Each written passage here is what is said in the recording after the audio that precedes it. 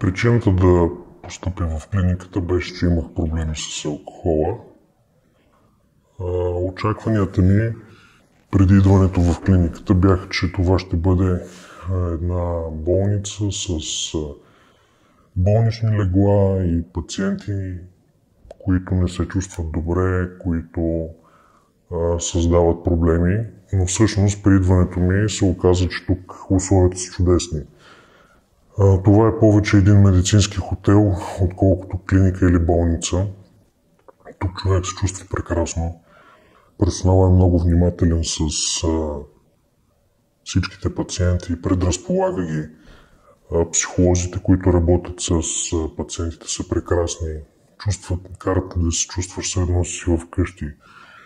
Говориш по всички теми с тях, предразполагат да споделиш всичките си проблеми съкровенни, които са причинили такъв тип зависимост, като разбира се тук се лекуват и друг вид зависимости.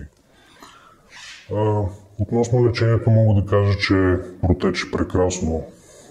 За мен се грижиха всеки ден целият персонал, като всеки ден получавах необходимото лечение под формата на вливки или приемане на лекарства, също така пречистване на кръвта, която е плазмофереза. Започнах да се чувствам много по-добре още на втория-третия ден след моя прием в клиниката, като разбира се създават и приятелства с пациенти с подобен вид зависимости, които всъщност предразполагат самия теб да споделяш проблемите си. Такъв тип терапия също страшно много помага. Мога да кажа, че след приключване на моето лечение тук се чувствам прекрасно, много по-добре, с съвсем променено съзнание и начин на мислене, защото когато човек вече осъзнал своите проблеми, той повече не би ги повтарял.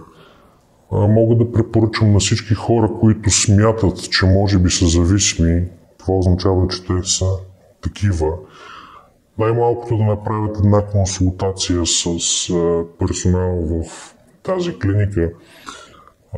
Дори ги приканвам да видят и условията, които са тук, за да се убедят, че всъщност те са прекрасни и за тях има кой да се погрижи, има кой да им помогне. Защото ако човек не обърне внимание на такъв тип зависимост в началото или в периода, в който той всъщност е зависим, това може да бъде пагубно за него. Така че наистина аз ви приканвам, ако имате такива съмнения за вас самите или дори ваши близки имат съмнения за вас, то нека да намерят, да се свържат с медтим, да направите консултация, да дойдете тук и да обърнете внимание на себе си, за да решите вашите проблеми.